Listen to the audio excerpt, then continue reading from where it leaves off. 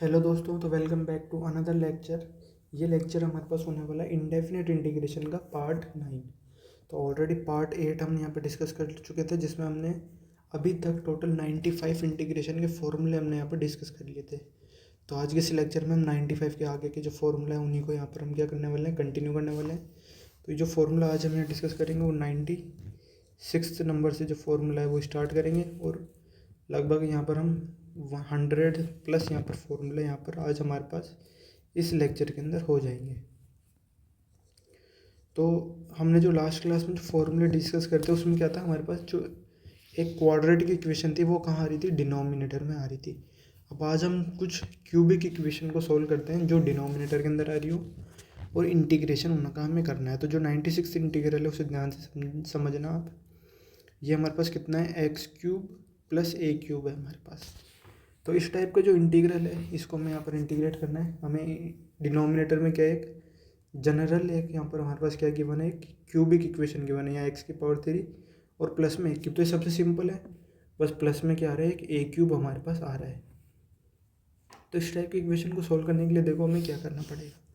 सबसे पहली चीज़ यहाँ पर एक समझो, जो ए है ना वो यहाँ पर हमारे पास क्या नहीं हो सकता, ज़ीरो नहीं हो सकता। क्यों? क्योंकि अगर ए ज़ीरो हो जाएगा तो इसका मतलब क्या हो गया, ये ए क्यूब है, ये तो क्या हो गया, ज़ीरो हो गया। तो बचा क्या हमारे पास, only integration d x upon x cube. तो इसे तो हम कैसे लिख सकते हैं, एक्स की पावर -3 डी एक्स, और इसे इंटीग्रेट कर लेंगे -3 + 1 अपॉन -3 + 1 और प्लस में सी। मतलब ए जब ज़ीरो होगा तब तो ये बहुत आसान केस हमारे पास बन जाएगा। तो यहाँ पर हम जो सॉल्व करेंगे ना वो क्या करेंगे, हम ए की वैल्यू ज़ीरो के बराबर नहीं है, उस केस के लिए हम क्या कर रहे हैं, इसका फॉर्मूला यहाँ पर एक जनरल फार्मूला हम यहाँ पर डेराइव करना चाहते हैं। अब इसे स्टार्ट करने से पहले हम एक थोड़ी सी एल्जेब्रिक आइडेंटिटी यहाँ पर देख लेते हैं। सपोज हमारे पास अगर कोई गिवन है P cube plus Q cube given है, तो इसकी एल्जेब्रिक आइडेंटिटी हमारे पास क्या होती है, छोटी क्लासेस के अंदर आप पढ़ते होंगे, ये होता है पी प्लस क्यू और P square minus P Q plus में क्यू स्क्वायर। ये वैल्यू हमारे पास आती है, इस टाइप से वैल्यू आती है हमारे पास। ठीक है, तो अगर हमारे पास ये जो वैल्यू गिवन है एक्स क्यूब प्लस ए क्यूब, तो इसे अगर मैं लिखना चाहूँ तो वो कैसे हो जाएगी, वैल्यू इसकी किसके इक्वल हो जाएगी, x plus A x square minus a x और प्लस में कितना हो जाएगा, ए स्क्वायर। तो ये वैल्यू हमारे पास हो जाएगी। तब जो फॉर्मूला है हमारे पास इसको मैं हटा देता हूँ, डायरेक्ट हमें बस क्या करना है, इसका यूज़ करना है। तो ये हमारे पास क्या होती है, एल्जेब्रिक आइडेंटिटी होती है, इसका हम यहाँ पे यूज़ करते हैं। तो अब इसके अंदर हमें क्या करना पड़ेगा, पार्शियल फ्रैक्शन का जो कंसेप्ट है वो भी यहाँ पर अप्लाई करना पड़ेगा। तो 1/x³ प्लस ए क्यूब, इसकी वैल्यू को पहले समझते हैं। ये किसके बराबर आ गई, 1 अपॉन जो वैल्यू है हमारे पास कितनी है, एक्स प्लस ए और x square minus a x plus में ए स्क्वायर, ये वैल्यू आ गई हमारे पास। अब इसे जब हम क्या करेंगे, पार्शियल फ्रैक्शन के अंदर ब्रेक करेंगे तो हमारे पास जो वैल्यू है वो किस तरह से चेंज होगी, देखो यहाँ पर मैं थोड़े से शिफ्ट करके लिख देता हूँ।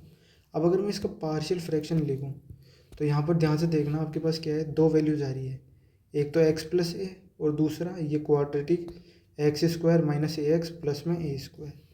तो यहाँ पर हमें दो ही टर्म्स लिखने पड़ेंगे। एक तो क्या हो जाएगा हमारे पास, एक्स प्लस ए हो जाएगा, और प्लस में एक दूसरा टर्म हमारे पास जो क्या है वो क्वाड्रेटिक है, तो x square minus a x और प्लस में ए स्क्वायर। तो मैंने क्या करा, एक बार इस टर्म को यहाँ पे लिख दिया और इस टर्म को यहाँ पे लिख दिया और बीच में क्या लगा दिया, प्लस। अब रहे इनके न्यूमरेटर की बात, तो देखो यहाँ पर किसकी डिग्री कितनी है, 1 है, मतलब एक्स की हाईएस्ट पावर कितनी है, 1 आ रही है हमारे पास। तो इसके जो ऊपर है वो एक्स की पावर 0 आनी चाहिए, मतलब एक कांस्टेंट टर्म यहाँ पर हम लिखेंगे, उसे मान लेता हूँ मैं कैपिटल ए मान लेता हूँ, या फिर कैपिटल ए ना मान के हम इसे कुछ, चलो कैपिटल ए ही मान लेते हैं। उसके बाद क्या होएगा, यहाँ देखो हमारे पास जो अगला टर्म है ना, इसमें क्या आ रही है, नीचे एक हमारे पास क्वाड्रेटिक इक्वेशन आ रही है, तो इसकी डिग्री कितनी है, डी ना लिख के मैं क्या लिख देता हूँ, डिग्री। तो इसकी डिग्री कितनी है, 2 है। तो इसका जो न्यूमरेटर है उसमें डिग्री कितनी होनी चाहिए, 1 होनी चाहिए हमारे पास। तो उसमें मैं क्या लिख दूंगा, कैपिटल बी एक्स और प्लस में सी, यहाँ पर हम वैल्यू लगा देंगे। तो ये जो पार्शियल फ्रैक्शंस है, एक्स क्यूब अपॉन मतलब 1/x³ प्लस ए क्यूब, उसके पार्शियल फ्रैक्शन क्या हो गए, ये पार्शियल फ्रैक्शन हो गए। अब इसके अंदर हमें करना क्या है, कैपिटल ए, कैपिटल बी और कैपिटल सी, इन तीनों की वैल्यू हमें यहाँ पे फाइंड आउट करनी है और वो वैल्यूज़ को हम यहाँ पे पुट कर देंगे और बस फिर हमें क्या करना है, यहाँ पर इंटीग्रेट इन्हें कर देना है। तो हमें क्या करना है, ए, बी और सी की वैल्यू अब यहाँ पे हमें फाइंड आउट करनी है। अब मैं क्या बताने वाला हूँ आपको, एक बहुत अच्छी शॉर्ट ट्रिक बताने वाला हूँ ए, बी और सी की वैल्यू फाइंड आउट करने के लिए। तो उससे पहले एक बार मैं क्या करता हूँ, इसे कॉपी कर लेता हूँ, ये जो इक्वेशन मैंने लिखी है पूरी इक्वेशन को कॉपी कर लेता हूँ मैं एज इट इज़ यहाँ पर। तो ये कॉपी मैंने कर लिया।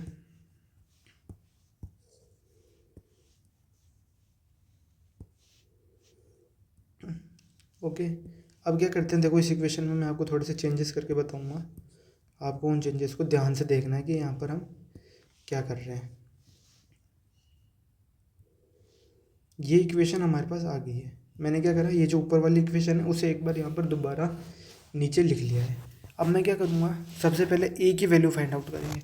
हम सबसे पहले क्या करेंगे, देखो मैं बहुत सारी चीज़ें लिखूंगा नहीं, समझाने के लिए आपको बता रहा हूँ। तो सबसे पहले हम क्या करेंगे, ए की वैल्यू फाइंड आउट करना है। तो जब ए की वैल्यू हम फाइंड आउट कर रहे हैं तो हम क्या करेंगे, जो ए है ना उसका डिनोमिनेटर देखो कितना आ रहा है, एक्स प्लस ए आ रहा है। ए की वैल्यू के डिनोमिनेटर कितना आ रहा है, एक्स प्लस ए आ रहा है। तो अब क्या करो, पूरी इक्वेशन को एक्स प्लस ए से मल्टीप्लाई कर दो। तो क्या हो जाएगा, मैं ऊपर बताता हूँ आपको। यहाँ पर देखो हम क्या करेंगे, मैं लिख भी देता हूँ इसे, multiply above equation by x plus a. ऊपर वाली इक्वेशन के ऊपर एक बॉक्स भी बना देते हैं हम, क्यों, क्योंकि ये इंपॉर्टेंट इक्वेशन हमारे पास बनकर आ रही है। ठीक है, तो ये जो बॉक्स वाली इक्वेशन है इसे हम क्या कर रहे हैं, एक्स प्लस ए से मल्टीप्लाई कर रहे हैं। तो ये क्या हो जाएगा, एक्स प्लस ए अपॉन में एक्स प्लस ए, और यहाँ पर हो जाएगा x square minus a x और प्लस में ए स्क्वायर। देखो मैं सारी चीज़ आपको एक्सप्लेन करके बता रहा हूँ, मैं चाहता तो इसे डायरेक्ट आपको एक शॉर्ट ट्रिक बता के 2 मिनट के अंदर तो इस क्वेश्चन को मैं पूरा ख़त्म भी कर सकता था, पर मैं आपको पूरा डिटेल में यहाँ पर एक्सप्लेन कर रहा हूँ, इसलिए थोड़ा यहाँ पर टाइम ज़्यादा लग रहा है हमारे पास। तो ये इक्वेशन आ गई, सॉरी मैंने मल्टीप्लाई करके तो लिखा ही नहीं आपको। तो यहाँ पर एक एक्स प्लस ए यहाँ पर आएगा और एक एक्स प्लस ए यहाँ पर आएगा। ठीक है, थोड़ी राइटिंग गंदी हो गई है, इसे मैं एक बार पूरा दोबारा लिख देता हूँ। तो यहाँ हो जाएगा capital A x plus a divided by x plus a और प्लस में B x plus C x plus a और डिवाइडेड में x square minus a x और प्लस में ए स्क्वायर। ये वैल्यू हमारे पास आ गई है। अब यहाँ देखो क्या होगा, जो टर्म्स कैंसिल आउट हो रहे हैं उन्हें कैंसिल आउट कर दो, ये पूरा ब्रैकेट है।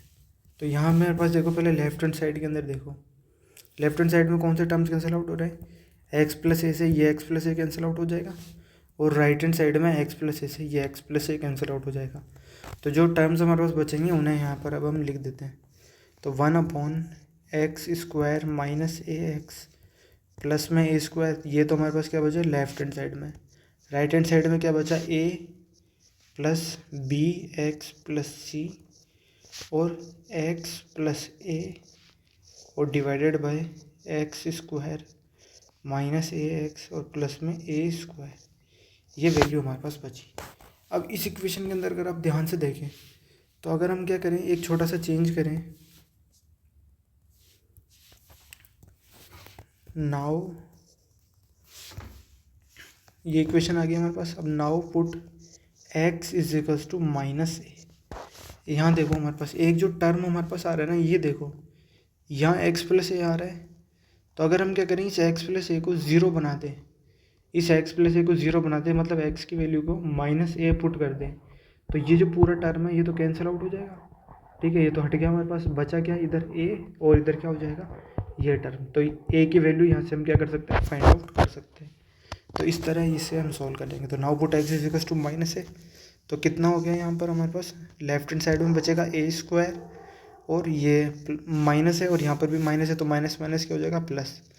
तो ए स्क्वायर और प्लस में ए स्क्वायर, और इधर बचा कितना कैपिटल ए, और ये जो टर्म है ना हमारे पास, ये तो हमारे पास कितना हो गया है ज़ीरो, और ज़ीरो से मल्टीप्लाई होकर ये पूरा टर्म ही ज़ीरो बन जाएगा।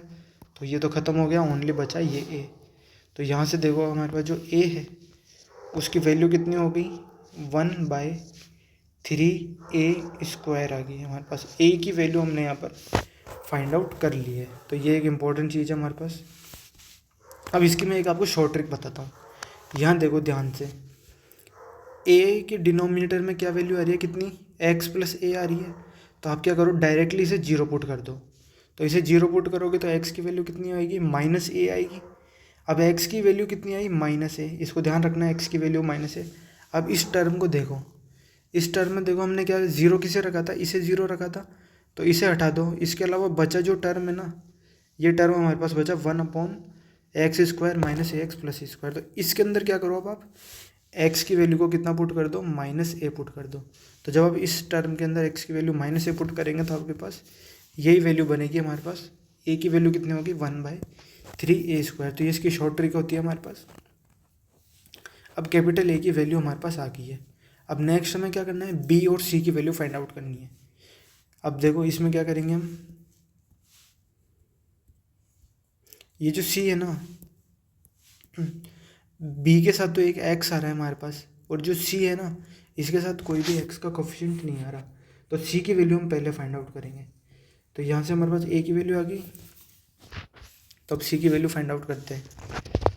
Now for value of C, capital C है ना, पुट x = x की वैल्यू को हम क्या पुट करेंगे, 0 पुट कर देंगे।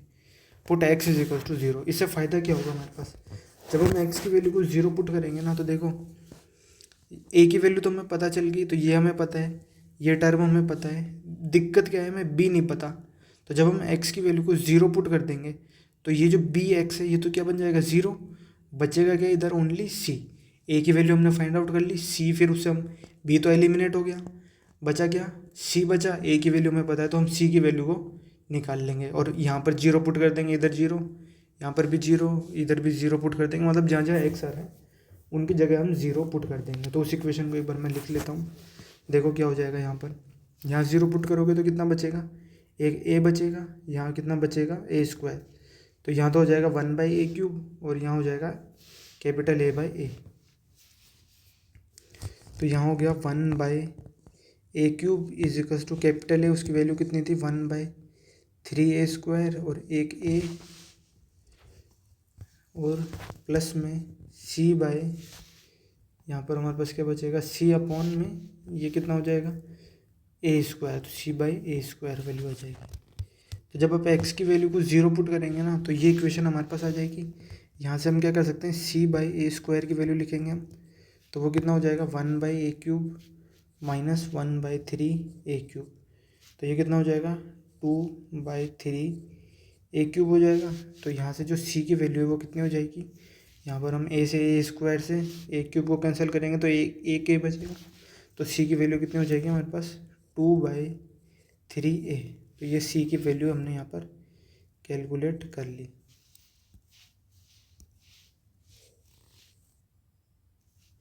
और a की वैल्यू ये हमारे पास यहाँ पर आ चुकी है। इनको रेड बॉक्स से लिख देता हूँ मैंने ब्लू से बना दिया। ये a की वैल्यू है, और ये जो c की वैल्यू है इसे भी हम यहाँ पर लिख लेते हैं। अब नेक्स्ट हमें क्या करना है, b की वैल्यू निकालनी है। तो अब बचा क्या हमारे पास, b। अब b की वैल्यू हमें क्या करनी पड़ेगी, फाइंड आउट करनी पड़ेगी। तो b की वैल्यू के लिए हम क्या करेंगे, ये जो इक्वेशन है ना, इसे एक बार मैं वापस से कॉपी कर लेता हूँ, या फिर कॉपी करा हुआ ही होगा, एक बार मैं लिख के देखता हूँ।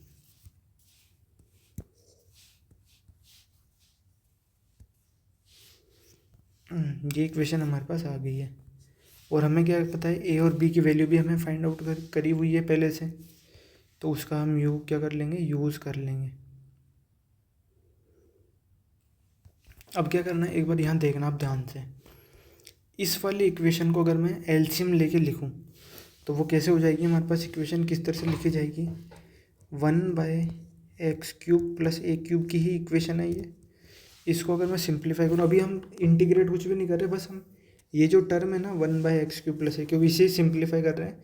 a, b और c की वैल्यू निकाल रहे हैं। अभी तक हमने इंटीग्रेशन तो अभी तक हमने स्टार्ट भी नहीं करा, ठीक है। तो ये हो जाएगा a/x + a और एलसीएम लेके लिख रहे हैं ना हम, तो मैं ऐसे क्यों लिख रहा हूँ। हम एलसीएम ले लेते हैं, वो कितना हो जाएगा x plus A x square minus a x और प्लस में ए स्क्वायर। ये जो मेथड मैं बता रहा हूँ ये बी की वैल्यू के लिए बता रहा हूँ अब आपको, है ना। ए की वैल्यू हमने निकाल ली, सी की वैल्यू निकाल ली, बी की वैल्यू निकाल रहे हैं हम।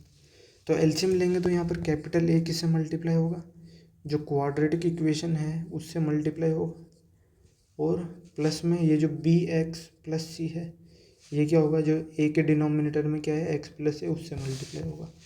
अब यहाँ ध्यान से देखो आप, इन्हें अगर हम कंपेयर करें तो ये जो है ना एक्स क्यूब प्लस ए क्यूब ये तो इसके बराबर ही है, तो ये तो कैंसिल आउट हो जाएगा। बचेगा क्या हमारे पास, जो ये जो न्यूमरेटर है ना ये किसके इक्वल आ जाएगा, इस वन के इक्वल आ जाएगा। तो ये जो न्यूमरेटर है इसको क्या करेंगे, इस वन से इक्वेट करेंगे अब। तो A x cube minus capital A small a x plus में capital A small a square plus B x square plus capital B small a x plus capital C small x और plus में capital C small a, और ये किसके equal है, one के equal आ रहा है। अब यहाँ देखो हमने क्या करा है, एक बार मैं आपको बता देता हूँ। मैंने इस कैपिटल ए को इस एक्स स्क्वायर से ए एक्स से और इस ए स्क्वायर से तीनों से मल्टीप्लाई करा, फिर मैंने बी एक्स को इससे और इससे मल्टीप्लाई करा, और फिर मैंने सी को इससे और इससे मल्टीप्लाई करा। मतलब मैंने ये जो सारे टर्म्स है ना इन्हें मल्टीप्लाई करके आपस में यहाँ पर लिख दिया, और इक्वल में ये जो वन था ना इस वन को यहाँ पर लिख दिया। अब जो टर्म्स कॉमन आ रहे हैं उन्हें एक बार कॉमन ले लेते हैं। तो यहाँ देखो कितना हो जाएगा हमारे पास, यहाँ देखो मैंने एक जगह गलती कर दी।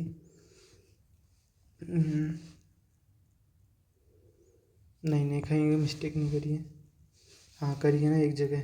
यहाँ पर एक्स क्यूब की जगह एक्स की पावर 2 आएगा, एक्स स्क्वायर आएगा। तो अब जो टर्म्स कॉमन आ रहे हैं उन्हें कॉमन ले लेते हैं। तो ए प्लस बी एक्स स्क्वायर, तो कौन कौन से टर्म हमने लिए, ये टर्म हट गया और ये टर्म हट गया। अब एक्स के टर्म देखो, एक्स यहाँ पर आ रहा है, यहाँ पर आ रहा है और यहाँ पर आ रहा है, तो एक्स को कॉमन ले लेते हैं हम। तो मैं माइनस साइन कॉमन ले लेता हूँ।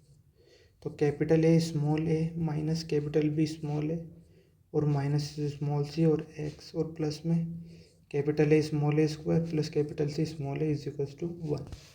अब यहाँ पर देखो हमारे पास ये जो टर्म हमारे पास बचा है ना 1, इसको 1 ना देख के आप क्या देखेंगे, थोड़ा सा इसे शिफ्ट करके लिखता हूँ अब मैं।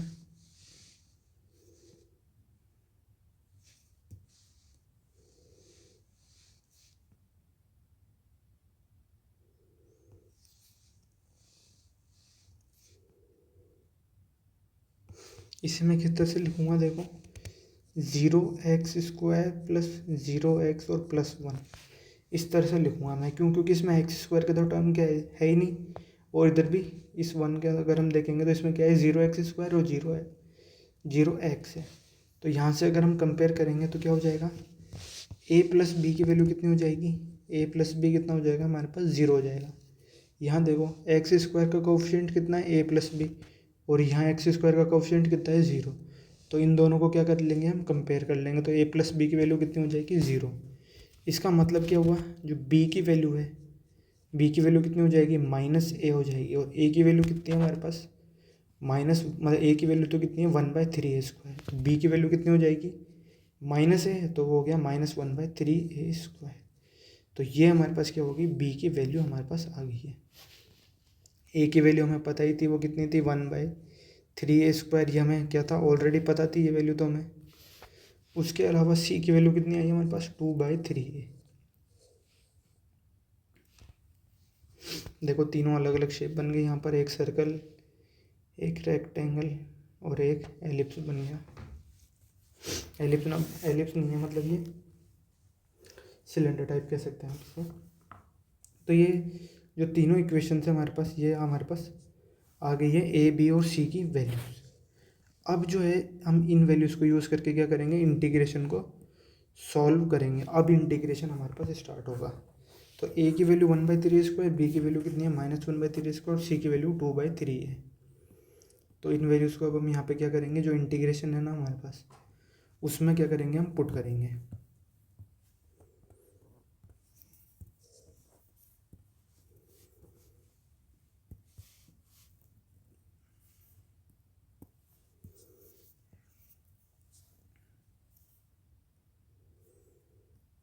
तो ये जो इक्वेशन है इसे लिखते हैं अब।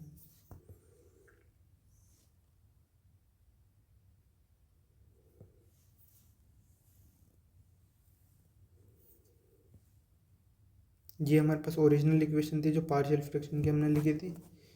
तो इसमें अब हम क्या करेंगे, जो ए बी और सी है ना, इनके वैल्यूज़ को यहाँ पे पुट कर देते हैं। तो यहाँ से हमारे पास जो one by x cube plus A cube, इसकी वैल्यू देखो कितनी हो जाएगी। ए की वैल्यू कितनी थी हमारे पास, 1/3 a², और ये कितना बचेगा डिनोमिनेटर में, 1/x प्लस ए बचेगा। और प्लस में बी की वैल्यू कितनी थी हमारे पास, -1/3 a² इंटू में एक्स, ये तो हो गया कितना bx। और प्लस में सी की वैल्यू कितनी थी हमारे पास, 2/3a, और फिर इसके डिवाइड के अंदर वही हमारे पास quadratic x² minus ax plus में a²। अब इसी में क्या करना है, सॉल्व करना है। तो इन्हें भी एक बार हम क्या कर लेते हैं, सेपरेट करके लिख देते हैं। और ये हो जाएगा 1/x प्लस ए, ये हो गया कितना -1/3 a²। और मैं क्या करूँगा, देखो एक बार ये जो टर्म है ना x² माइनस एक्स, इसे एक बार इसके नीचे लिख दूंगा और एक बार मैं क्या करूँगा, इसके नीचे लिख दूंगा। तो पहले हम क्या करते हैं, ये वाला जो टर्म है ना ये लिख देते हैं। तो ये -1/3 तो मैंने लिख दिया। उसके बाद बचा क्या हमारे पास, x/x² माइनस ax और प्लस में a²। जिस स्पीड से हम चल रहे हैं लगता है अभी तक हमारे पास सिर्फ यही इंटीग्रेशन सॉल्व होगा। प्लस में 2/3a और 1/x²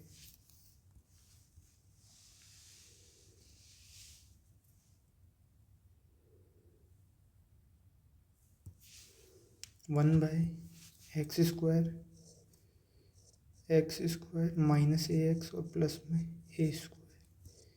ये वैल्यू हमारे पास क्या बन के आ गई है इस अभी तक की इक्वेशन की। अब इसमें हम क्या कर सकते हैं, देखो ध्यान से, अब हमें क्या करना है, बस इंटीग्रेट करना है। तो जो इंटीग्रेशन वाली इक्वेशन है ना उसे अब हम यहाँ पे लिखने की एक बार ट्राई करते हैं। ये जो ऊपर इक्वेशन लिखी हुई है ना, इसके राइट हैंड साइड में यहाँ पर देखो कितना है, 1/x³ प्लस a³ की वैल्यू ही चल रही है अभी तक। ये हमने पार्शियल फ्रैक्शन इसके एक्सपेंड करें अभी तक। तो जो इंटीग्रेशन है dx/x³ प्लस a³, अब हम क्या करते हैं, इंटीग्रेट कर देते हैं with respect to x both sides, ऊपर वाली इक्वेशन के अंदर। ऊपर वाली इक्वेशन के ऊपर भी एक बार यहाँ पर बॉक्स बनाना तो बनता है। ये बॉक्स हमारे पास बन गया।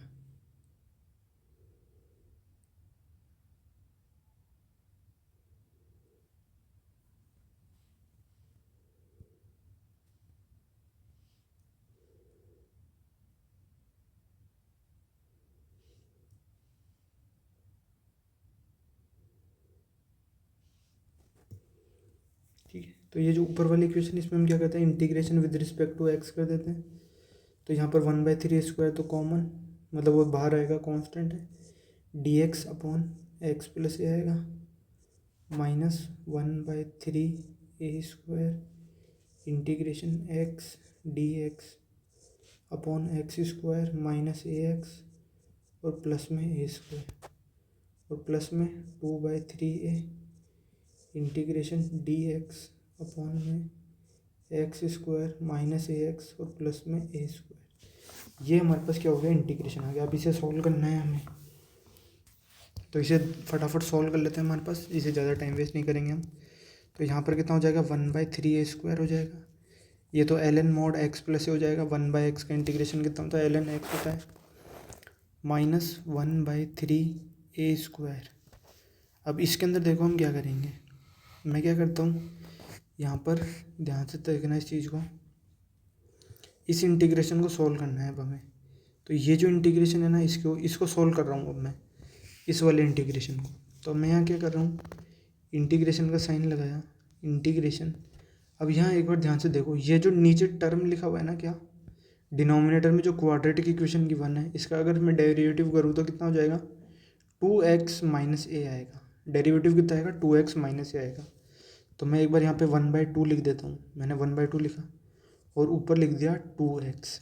मैंने क्या करा, यहाँ पर भी एक 2 लगा दिया और एक 2 मैंने यहाँ पर मल्टीप्लाई कर दिया। तो एक 2 मैंने यहाँ लगा दिया और एक 2 मैंने यहाँ पे लगा दिया। इस तरह से मैंने इस चीज़ को लिखा है। तो यहाँ पे बेसिकली होगा क्या, इस 2 से इस 2 को कैंसिल आउट कर दो तो बचेगा आपके पास यही इंटीग्रल। तो ये हो गया। अब 2x हमें क्या चाहिए, -a चाहिए। 2x - a plus a value लिख देंगे हम, dx अपॉन में ये वैल्यू हो जाएगी x² - ax और प्लस में a² और प्लस में 2/3a इंटीग्रेशन dx अपॉन में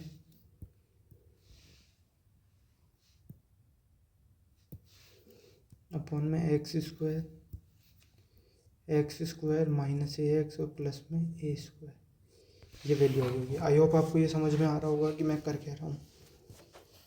तो इसे और सिंप्लीफाई करके लिखते हैं 1/3a² ln mod x plus a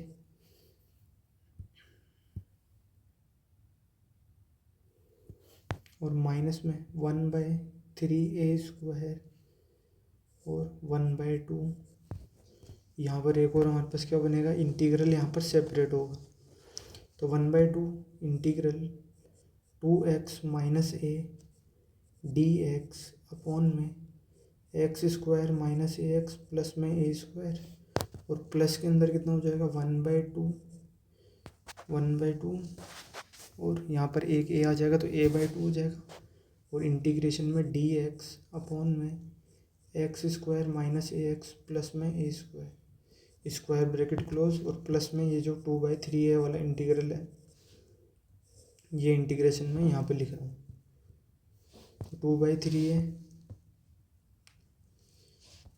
2/3a integration dx upon x² - ax और प्लस में a²। अब सारे टर्म्स को एक बार हम क्या करते हैं, अलग अलग लिख देते हैं। मतलब ये जो स्क्वायर ब्रैकेट मैंने बनाया इसे ओपन करते हैं। तो 1/3a² ln मॉड में x प्लस a और माइनस 1/6a² और इस इंटीग्रल को अगर हम सोल्व करेंगे तो देखो ये जो इंटीग्रल है ना, यहाँ देखो ये जो डिनोमिनेटर में क्वाड्रेटिक गिवन है इसी का डिफरेंशिएशन ऊपर है। तो यहाँ पर हम क्या कर सकते हैं, इसको इंटीग्रेट कर सकते हैं। तो वो क्या हो जाएगा, ln मॉड में x² - ax और प्लस में a²। अब थोड़ा सा मैं एक स्टेप डायरेक्टली लिख रहा हूँ, उसे समझना आप ध्यान से। ये -1/3a² इससे मल्टीप्लाई होगा तो कितना हो जाएगा, एक a से एक कैंसिल आउट हो जाएगा तो बचेगा कितना, यहाँ पर 3a और ये 3a इस 2 से मल्टीप्लाई होगा तो कितना बचेगा, -1/6a बचेगा।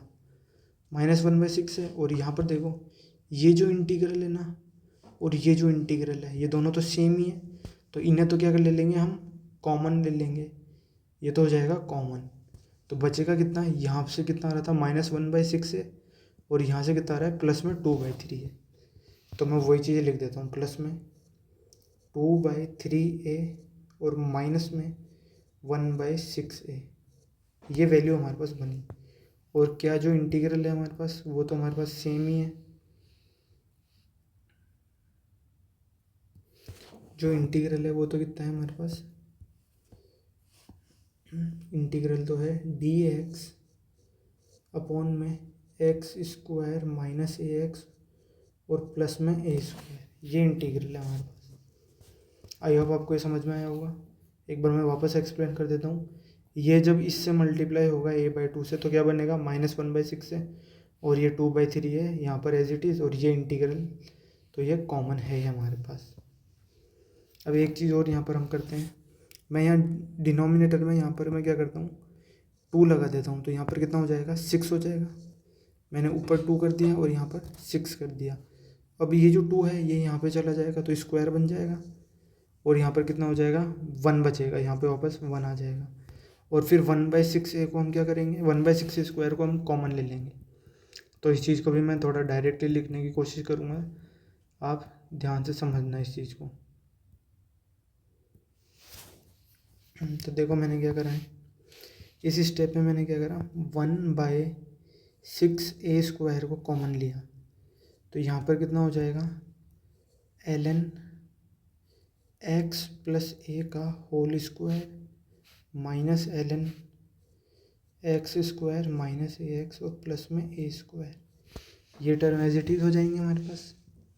और प्लस के अंदर क्या हो जाएगा, इन्हें अगर आप सॉल्व करके देखो, ये कितने 2/3 है और माइनस 1/6 है। तो मैं यहाँ ऊपर 4 कर देता हूँ, नीचे 6 कर देता हूँ, तो दोनों के डिनोमिनेटर सेम हो जाएंगे। तो 4 - 1 कितना हो गया, 3/6 है। तो 3/6 ए कितना हो जाएगा, 1/2 ए। तो यहाँ पर हम लिखेंगे कितना, 1/2 ए और इंटीग्रल में dx upon x square minus a x और प्लस में ए स्क्वायर। यहाँ पर आ जाएगा ए स्क्वायर। ओके, अब यहाँ पर देखो लॉगरिदम की प्रॉपर्टी यूज़ कर लेंगे हम। ये जब दो लॉगरिदम क्या होते हैं, माइनस में होते हैं, तो वो क्या हो जाते हैं, डिवाइड में कन्वर्ट हो जाते हैं। तो ये हो जाएगा 1/6 ए स्क्वायर और ln एक्स प्लस ए का होल स्क्वायर अपॉन में x square minus a x और प्लस में ए स्क्वायर और प्लस में 1/2 ए और इंटीग्रेशन। अब हमें ये इंटीग्रेशन सॉल्व करना है बस। और उसके बाद हमारे पास जो फाइनल फॉर्मूला है इस इंटीग्रेशन का, एक जनरल फॉर्मूला, वो हमारे पास बन कर आ जाएगा। तो यहाँ तक हमारे पास ये इंटीग्रेशन आ गया। तो एक बार मैं चेक कर लेता हूँ। तो अभी तक हमारा ये जो इंटीग्रेशन है पूरा सही है, अभी तक हमने कोई गलती नहीं करी है।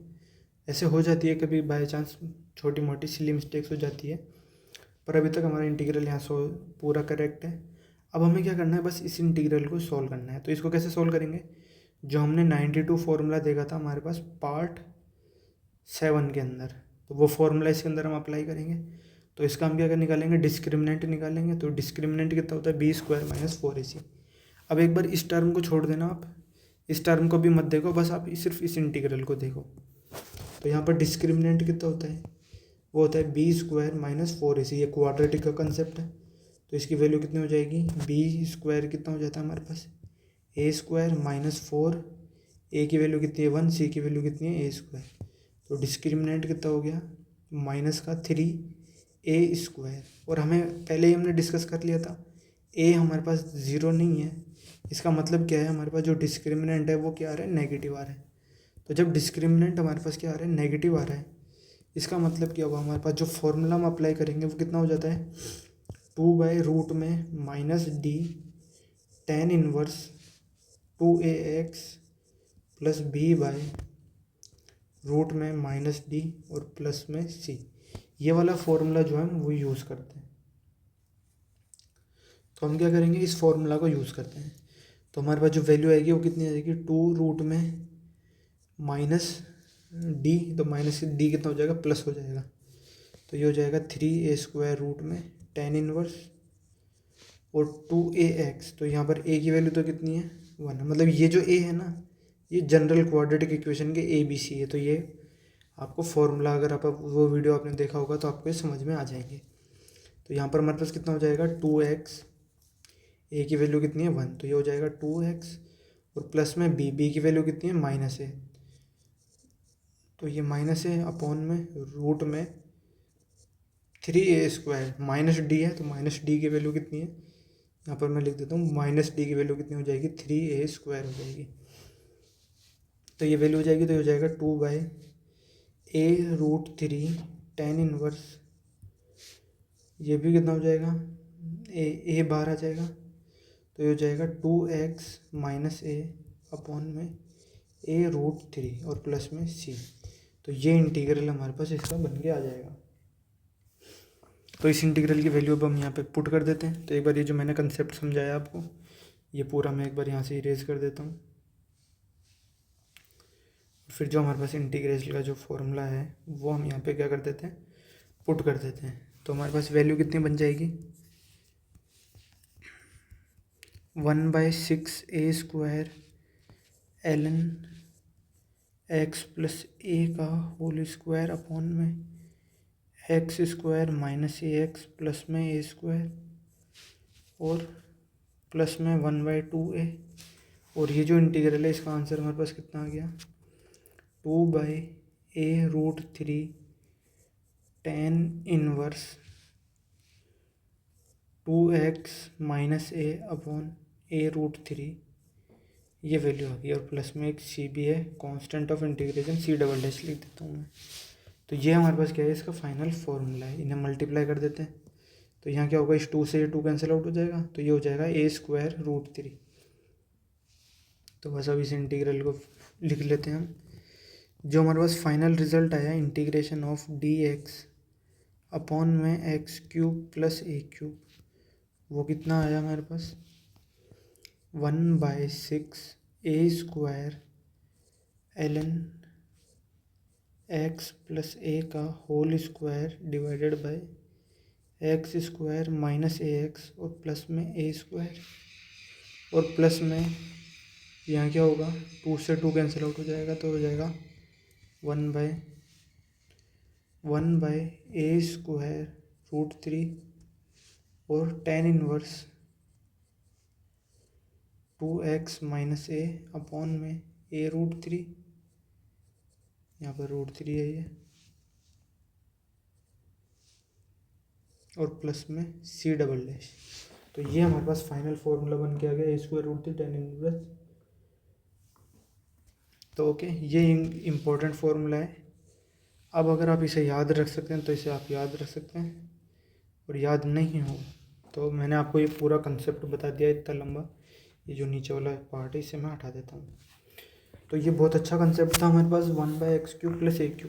अब देखो, इसको करवाने का मेरे पास इंपॉर्टेंट पर्पस क्या था, मैं आपको एक चीज़ बता देता हूँ। यहाँ से भी हमने इसे सोल्व करा है, तो अगले पार्ट में अगर हम देखेंगे तो हम क्या करेंगे, x⁴ + a⁴ देखेंगे, और उसके बाद हम x⁵ +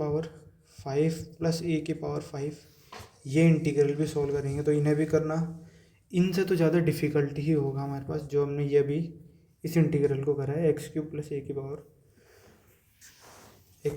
a⁵3 तो ये इंटीग्रेशन का बहुत अच्छा फॉर्मूला है।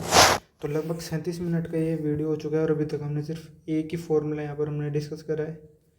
तो ये भी लगभग 3 से 4 पेज का हमारे पास यहाँ पर इसका डेरिवेशन हुआ है। तो हमने पहले क्या करा है, इसको एल्जेब्रिक आइडेंटिटी लगाई, फिर उसके पार्शियल फ्रैक्शन में हमने ब्रेक करा, और उस तरह से हमने सोल्व करा। तो आज की वीडियो में इतना ही। आगे नेक्स्ट वीडियो में और भी फॉर्मूला के ऊपर हम बात करेंगे। तो ये PDF आपको टेलीग्राम चैनल पे मिल जाएगी, टेलीग्राम चैनल पे आप ज्वाइन कर सकते हैं। और अगर वीडियो अच्छा लगा हो तो अपने फ्रेंड्स के साथ ज़रूर शेयर करें, क्लासमेट्स के साथ भी शेयर करें, और टीचर्स के साथ भी ज़रूर शेयर करें। टीचर्स के लिए भी ये यूज़फुल हो सकता है। So thank you very much for watching. Next part के अंदर मिलते हैं। ये पार्ट 9 था। पार्ट 10 के अंदर हम लगभग 100 फॉर्मूले यहाँ पर हम क्रॉस कर जाएंगे। मेरा प्लान तो था कि मैं आज 100 फॉर्मूले इसी वीडियो में क्रॉस करने के थे, पर थोड़ा ज़्यादा लंबा वीडियो बन गया, इसको मैंने डिटेल में एक्सप्लेन करा है।